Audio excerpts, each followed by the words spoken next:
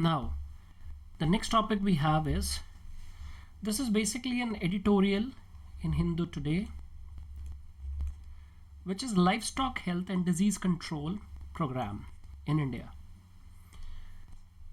This is important because when it comes to agriculture, from the section of GS paper 3, we have this issue of animal husbandry, additional income, allied sector, economy of rural areas, and mainstream contribution of animal and allied sectors, animal husbandry, this area in the main economic areas, and how it can help the farmers' growth. And so these structural and functional issues, along with the paradigm of health, disease, vaccination, fodder, and other reusage of farmers, this animal husbandry as an economic activity, we have to be aware of. The context is, livestock farmers are often compelled to travel far from their villages whenever their animals need treatment, a scenario that adversely impacts the longevity and the productivity of their livestock. So here in this context, we can actually make out easily that the longevity and productivity of animals, longevity means life, absolutely important for farmers because their contribution to their daily activities is considerably high. To mitigate this problem, the government has identified a slew of measures. What are the measures? Within the revised provisions of the Livestock Health and Disease Control Program, LHNDC, Livestock Health and Disease Control Program. Here a major focus has been on the establishment and strengthening of veterinary services, mobile veterinary units. So that means they do not have to travel, rather the services should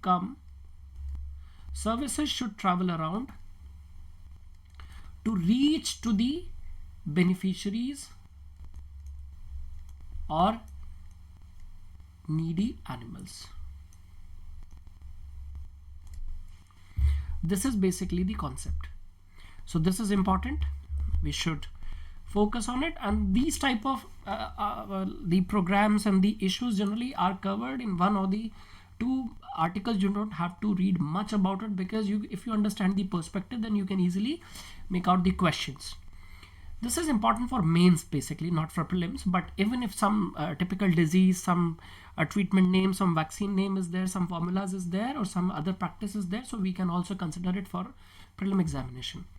For promotion of health of livestock and animals, the Department of Animal Husbandry and Dairying, what have they done? Implements a centrally sponsored scheme, Livestock Health and Disease Control, LHNDC. It envisages control and containment of economically important animal diseases by providing central financial assistance to the states. Control and containment. Under the scheme, vaccination is carried out for control of diseases like foot and mouth disease. Important, these names are important for you to quote in the mains examination. Paste des petits ruminants, that is PPR.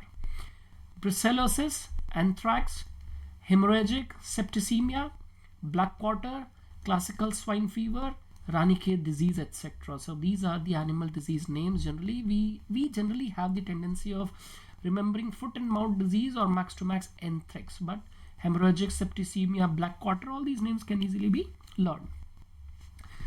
It also envisages establishment and strengthening of existing veterinary hospitals and dispensaries. Establishment, that means newer, and making the growth or making the potential caliber of the present existing structures. And this mobile veterinary units we can also bring in terms. Foot and mouth disease, what is this? Foot and mouth disease is a highly contagious virus disease of livestock animals. It affects cloven hoofed animals, those with divided hoofs, including cattle, buffalo, camel, sheep, goats, deers, and pigs. When you see their feet, that foot has this type of gapping.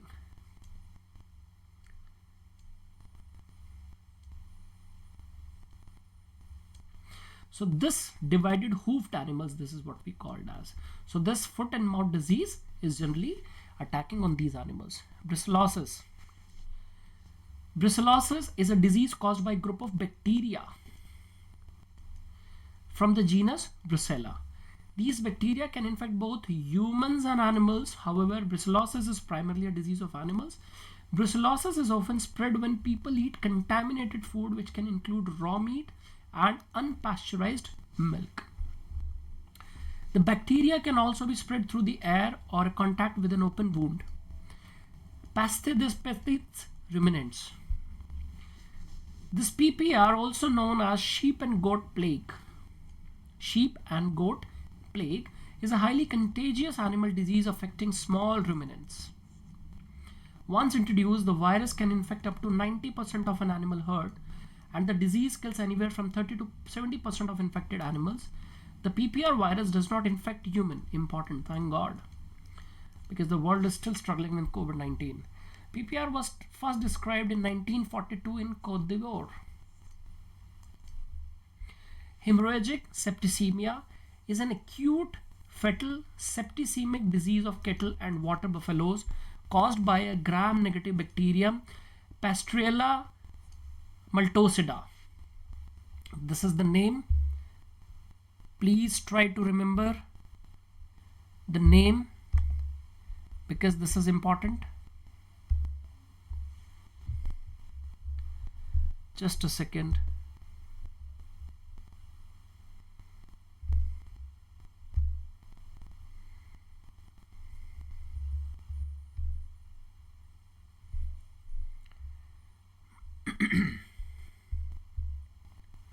The camera is not functioning well. I'm sorry for this, but I'll have to keep an eye on this so that I get to know that if it is stuck or not. The disease has been reported in swine, fallow deer, and sporadically in horses, donkeys, elephant, and yak. What is black quarter? Black quarter is an infectious disease caused by soil-borne bacteria. Soil-borne bacteria. Classic swine fever. Classic swine fever is also known as hog cholera, is a viral disease confined to domestic and wild swine, which is highly contagious and causes high morbidity and mortality. Ranicate disease, also known as Newcastle disease, dates back to 1938 when the strain of avian paramyxovirus was first reported in Newcastle, followed by Ranicate, a picturesque hill station in Uttarakhand. This Newcastle is in England. The disease is fatal for birds, chicken, and other fowls. It is characterized by respiratory problems, twitching of neck, and paralysis of legs and wings. So if the article has this gist lying in the factor that when majority of the farmers are small and marginal farmers,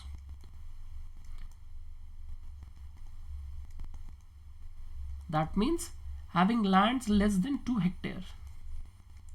So, and if they have some animals,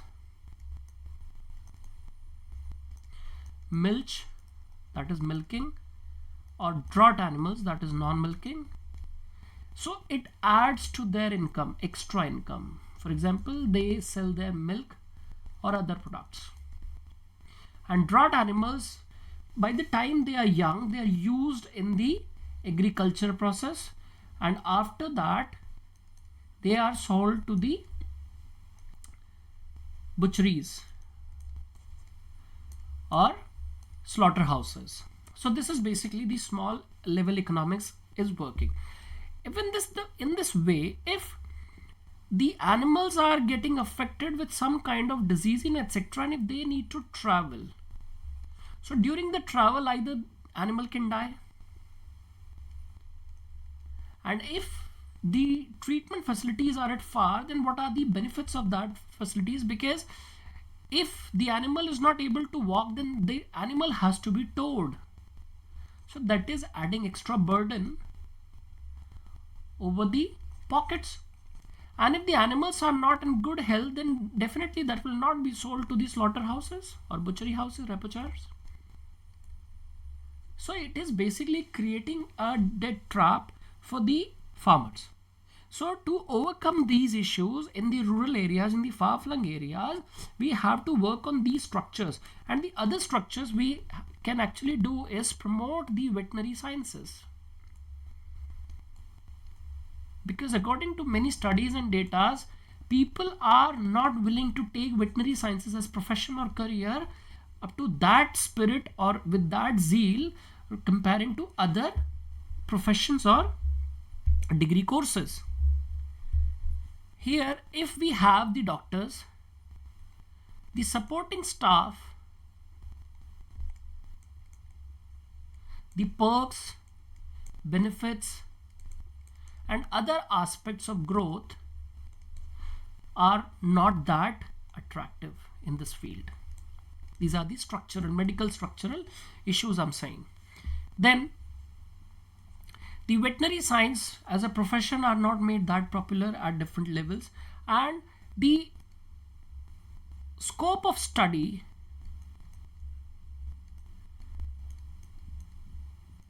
the technological innovations, research and development in the field of quality of fodder, sperm, breeds, and etc. are not moving up to that level. That is also an issue. So this sector, this animal husbandry or this allied sector has so many things to work upon. But talking about this article, government has taken this great initiative that the medical facilities should be brought at the doorstep to the weaker animals, or too near to the weaker animals, rather they have to travel that long. So that will save the time, that will save the life of the animal by timely treatment. Second, the cost burden to the farmer's pocket.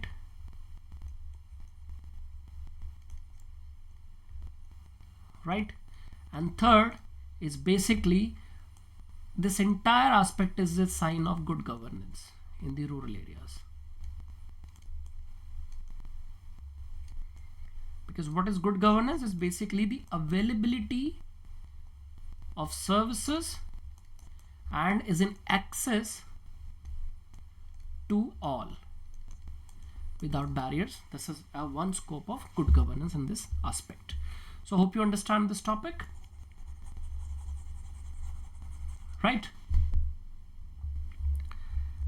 Let us just go back and check whether our camera is working. Yes, it's working fine.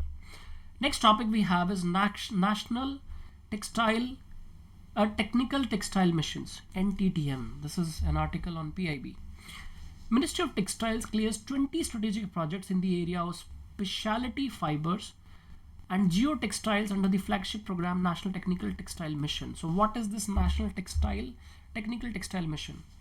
NTTM aims to position the country as a global leader in technical textiles and increase the use of technical textiles in the domestic market. The mission will be implemented for 4 years from 2021 to 23-24 and will have 4 components. The first component is always research, innovation and development.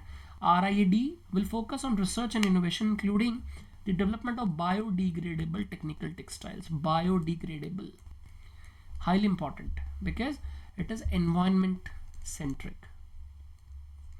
The second component, promotion and market development, will be for promotion and development of market for technical textiles. The penetration level of technical textiles is low in India, varying between 5 to 10% against the level of 30 to 70% in developed countries. The mission will aim at average growth rate of 15 to 20% per annum, taking the level of domestic market size to 50 billion USD by the year 2024. Third component is export promotion. Will focus on export promotion so that technical textile exports from the country reach from the 14,000 crore now to 20,000 crore and ensure 10% average growth every year till the mission ends. The last component is education, training, skill development will be there. Technical textiles are engineered products with a definite functionality. They are manufactured using natural as well as man-made fibers such as Nomex, Kevlar, Spandex, Twaron that exhibit enhanced functional properties such as higher tenacity, excellent insulation, improved thermal resistance, etc. So that means they are focusing on some functions: insulation, keeping warm, thermal resistance. That means that it is balancing the temperature, not letting it out. So, and sometimes it could be fire resistant, sometimes it could be cold resistant, sometimes it is sweat soaking, sometimes it is basically not getting wet or beyond the impact of water, and in that so mechanism, so that the industrial scope of the textile or different scope of textiles in the daily life, in the commercial use, in the industrial use, in the medical functionality, or in the agriculture aspects, wherever, or let's say sewage treatment mechanism, it all can be used. So this is basically a specific function or engineered products that has definite functions. These products find end-use application across multiple non-conventional textile industries such as healthcare, civil engineering and construction, automobile, aerospace, sports, defense, agriculture, industrial safety, personal protection, etc. Based on usage, there are 12 technical textiles segments: agrotech, meditech, buildtech, mobile tech, cloth tech, ecotech, geotech, pactech, home tech, protech, indutech and sports tech. So we have this home, geo, industrial, protection, sports, everything we have this. So this meditech means diapers. We have this engineered textiles, sanitary napkins for menstrual hygiene, disposables, tissues, etc., contact lens, artificial implants, mobile techs, airbags, helmets, nylon tire cords, pactech, wrapping fabrics, stacks, lino bags, jute sacks, ecotech, recycling waste disposable, environmental protection, protech, bulletproof jackets, fire retardants, apparels, high visibility clothing, sportech, sports net, artificial turf, parachute fabrics, agrotech, shade nets, fishing nets, mulch mats, ant hail nets, buildtech, cotton canvas, tarpaulins, floor and wall coverings, canopies, geotech, geogrids, geonets, geocomposites, geofastener, zip fasteners, garments, umbrella, home tech, mattress, pillow, filling, stuffed toys, geotech, conveyor belts, vehicle seat belts and bolting clothes, etc. The world market for technical textiles is $250 billion and India's share is $19 billion. This is just about 10 to 15%, not just 10, not even 10, it is lesser than 10. So it is almost about 7 to 10% still. The biggest players are US, of course, industrially developed, West European countries, China and Japan. In less than 2 years, India had become a net exporter of technical textiles. This is important development. In financial year 21, India's major share of technical textile exports was in PPEs, N95 and surgical masks, and fabric for PPEs and masks. So this is a smaller capturing of area. India is still existing and yet to explore potentially well available scope. Technical textile accounts for approximately 13% of India's total textile and apparel market and contributes to India's GDP to 0.7%. And according to this policy, if it is working good, so it can reach to 2 to 3% contributor. As many as 92 technical textile items have been made mandatory for use by government organization for promoting its usage, covering agriculture, horticulture, highways, railways, water sources applications. And wherever you find the issue that what sort of products are being used here, so you can refer this table here. Now, geotechnical textiles are technical textile products manufactured from natural and man-made fibers. Geotechnical. These materials carry a huge potential for use in projects relating to road construction, hill slope protection and erosion control, riverbank protection. So whenever you are making any or writing any answer related to environment or disaster, so the application of engineered textiles or this technical textiles can be quoted. The transportation sector will be a key beneficiary of geosynthetic products and their abilities in enhancing durability of roads transport, improving drainage facilities, and facilitating construction of erosion preventing structures. So these are the applications. So you have to just focus on this article because this is going to be an important article within this context. Next topic we have is PM Gati Shakti. It is basically a project for keeping an eye on the implementation of infrastructure connectivity projects across the India. It is a digital platform. So MORT and Highways chaired the inaugural session of conference on PM Gati Shakti, a digital platform for integrated planning and implementation of infrastructure connectivity projects across the country. PM Gati Shakti is essentially a digital platform that brings together 16 ministries and institutionalizes holistic planning and coordinated implementation. This is important for Indian infrastructure developmental principles of infrastructure connectivity projects, because holistic planning, for example, you have laid the road, but again, for example, MTNL is working in Delhi and MTNL has to lay some wires, so they will again dig the road. Then water department, the Delhi Jal board will have to dig some pipelines, and then this BSES comes in, the electricity provider, that we need to dig a hole. So here the road was constructed and again some potholes were created right after the roads were built.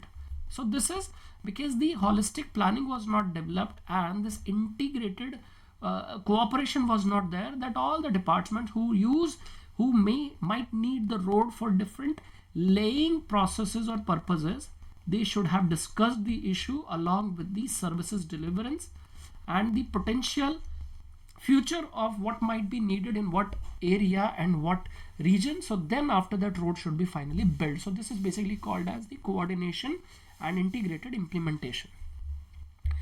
PM Gati Shakti is basically a national master plan on multi-modal connectivity was launched by Government of India that will incorporate infrastructure schemes like Bharatmala, Sagarmala and inland waterways. Sagarmala is basically joining the all ports and making the roads along with the coast, and this Bharatmala is building the roads and making connectivity along with the territorial boundary of India, that is basically inland boundary of India. Dry land ports, Udan among others. Textile clusters, pharma clusters, defense corridor, electronic parks, etc. will be covered under PM Gati Shakti, so that what improvement are being done there, that can be noticed and notified. It will provide the entire data at one place with GIS based special planning and analytical tools having 200 plus layers, enabling better visibility to the executing agency, right? And it will facilitate last mile connectivity of infrastructure, reduce travel time for people, cut down logistics cost, improve supply chains, make local goods globally competitive. It will also leverage technology extensively, including special planning tools with ISRO imagery developed by BISAG N, that is Bhaskaracharya National Institute for Special Space Application and Geoinformatics. So some useful information, some not very useful information, but yes, reference of this PM Gati Shakti is important for your answer writing content development. Now Kapila campaign, because names are being asked and everything is there in the name. What's there in the name quoted by said by Shakespeare doesn't work with UPSC. Everything is there in the name and logics. The government has launched a campaign, namely Kalam program for intellectual property literacy and awareness campaign, that is Kalam program, on 15th October 2020 to increase awareness regarding protection and exploitation of intellectual property, and also to provide funding support in order to promote filing of the intellectual property in higher education institution. It has also been decided to celebrate the week of 15th to 23rd as Intellectual Property Literacy Week. So this Kapila program is about the awareness of intellectual property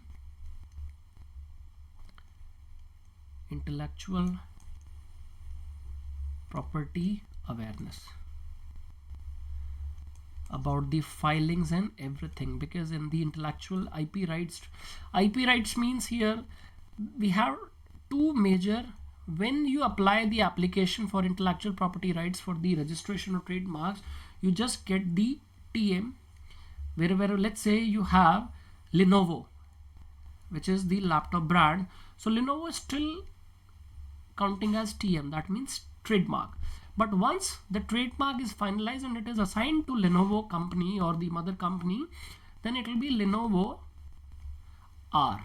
That will be, it is registered exclusively in its name. So during this TM process, you have so many applications of challenging the name, challenges, cognizance, and other objections to the application, and then you file the replies and everything. So this kind of intellectual or literacy about the property rights or the issues of property rights filing in the country is very low, because the professionals who are defending or who are working for the support and promotion of this intellectual property right mechanism in India is not that high, and therefore India is lacking in this front. So the academic professional literacy programs should also run, and this field must be made as a career, which is different from the advocate part or advocacy part in the country. So this is basically an overall objective of this Kapila.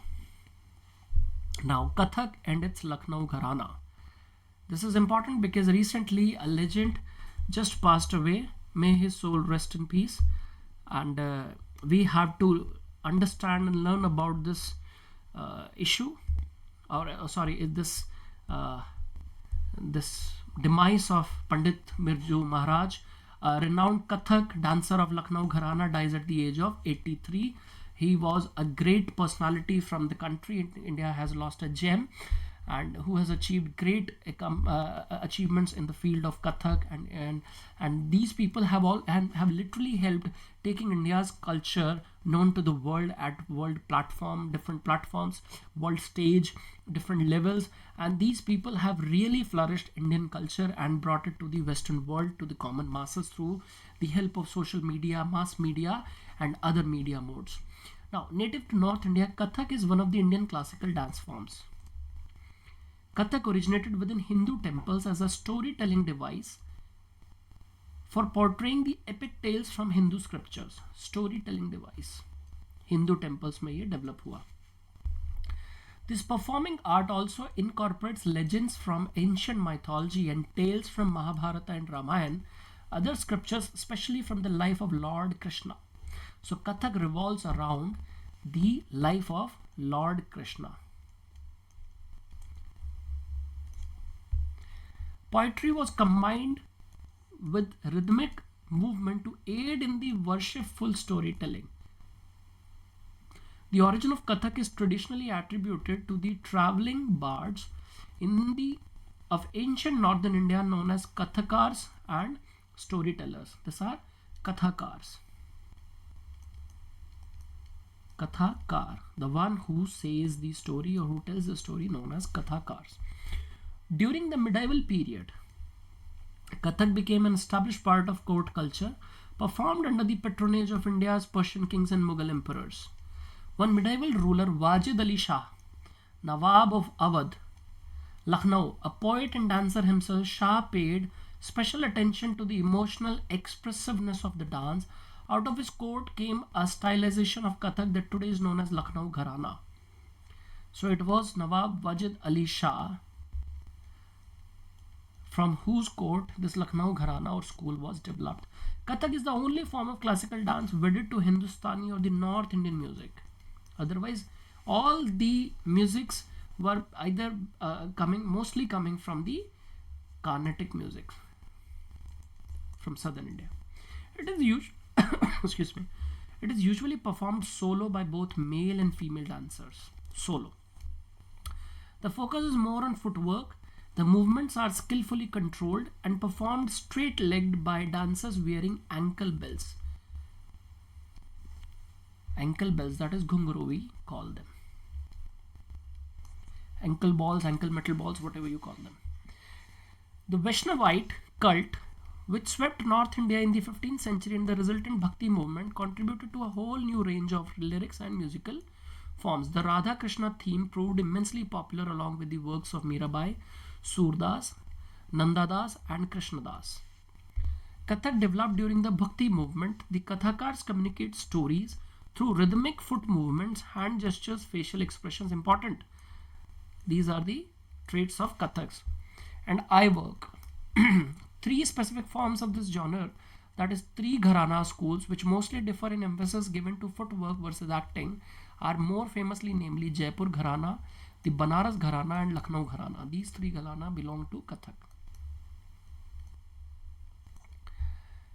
Eminent personalities associated with Kathak include, among others, the founders of the different gharanas, namely Bhanuji of the Jaipur Gharana, important names, should remember, Janaki Prasad of Banaras Gharana, and Raja Chakradhar Singh of Raigad Gharana.